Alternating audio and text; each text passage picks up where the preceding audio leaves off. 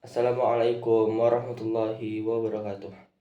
Sebelumnya perkenalkan, nama saya Fauzan Mubarak dengan NIM 23030417 program studi manajemen semester 2. Baiklah, pada kesempatan kali ini saya akan menyampaikan sebuah materi yang telah saya pelajari di mata kuliah Manajemen Teknologi Informasi dan dibimbing oleh Pak Iqbal Ahmad SEMM. Tanpa memperbanyak basa-basi, saya akan masuk ke materi yang pertama, yaitu sistem telekomunikasi. Pertama, kita masuk ke definisinya, yaitu suatu sistem yang memungkinkan pengiriman pesan dari satu titik ke titik yang lainnya melalui media tertentu seperti kabel, gelombang radio, dan satelit. Dan selanjutnya kita masuk ke sisinya. Sistem telekomunikasi terdiri dari dua sisi, yaitu perangkat pengirim atau transmitter dan perangkat penerima atau receiver yang saling berkomunikasi. Fungsi sistem telekomunikasi yaitu untuk mengirim atau menerima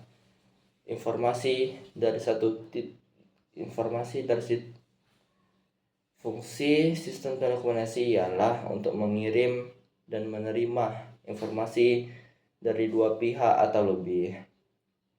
Contoh media sistem telekomunikasi yaitu seperti kabel serat optik, gelombang radio, dan satelit.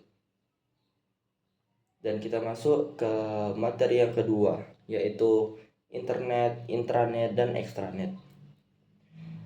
Internet adalah jaringan global yang menghubungkan jutaan perangkat dan menyediakan layanan dan informasi dan menyediakan akses ke berbagai layanan dan informasi. Dan selanjutnya intranet. Intranet adalah jaringan internal perusahaan yang menggunakan teknologi internet untuk berbagi informasi, kolaborasi, dan aplikasi internal. Dan selanjutnya ekstranet. Ekstranet yaitu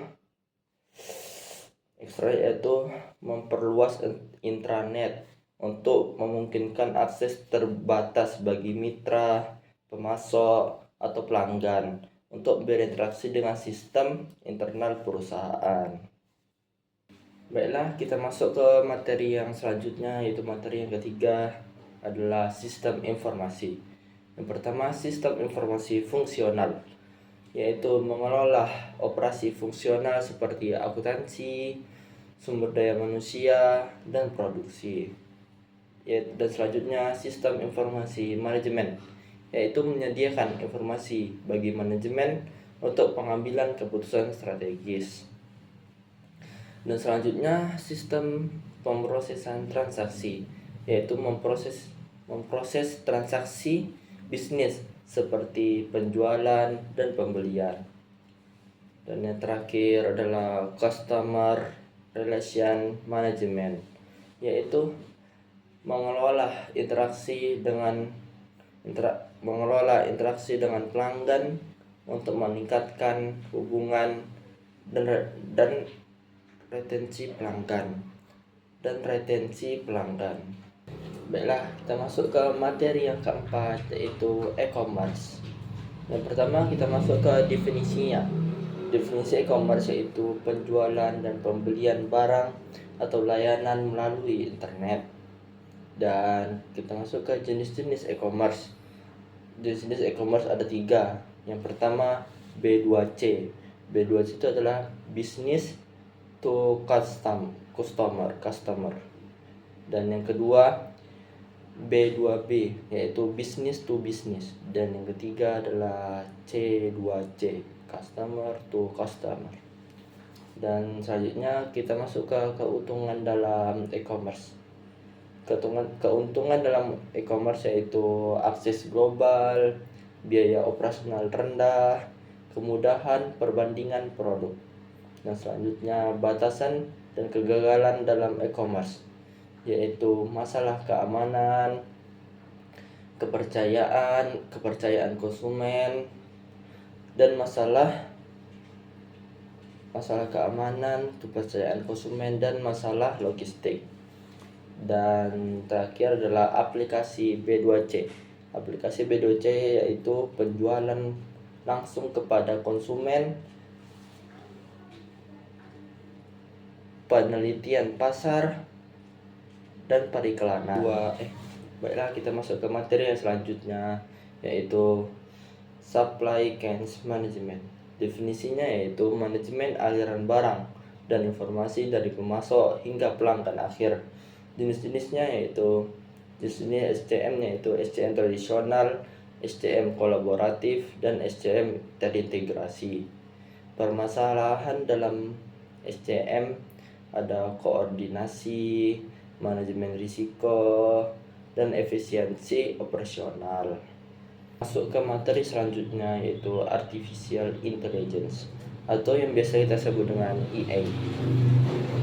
AI adalah kemampuan mesin untuk meniru kecerdasan manusia dalam melakukan tugas tertentu. Selanjutnya Expert System, yaitu sistem AI yang menggunakan pengetahuan exploit untuk memberikan rekomendasi atau solusi domain tertentu. Dan selanjutnya sistem intelijen, yaitu penggunaan AI untuk meningkatkan kecerdasan dan kinerja sistem secara keseluruhan. Baiklah, kita masuk ke materi yang terakhir, yaitu hak atas kekayaan intelektual atau HAKI. HAKI adalah hak hukum atas karya intelektual seperti paten, hak cipta, dan merek dagang. Sejarah perkembangannya yaitu perkembangan seiring dengan kebutuhan untuk melindungi hak pemilik atas karya intelektual mereka. Manfaat dari HAKI ini yaitu mendorong inovasi, melindungi investasi intelektual, mempromosikan perdagangan yang adil, dan keadilan dalam persaingan. Mungkin hanya ini yang dapat saya sampaikan. Wassalamualaikum warahmatullahi wabarakatuh.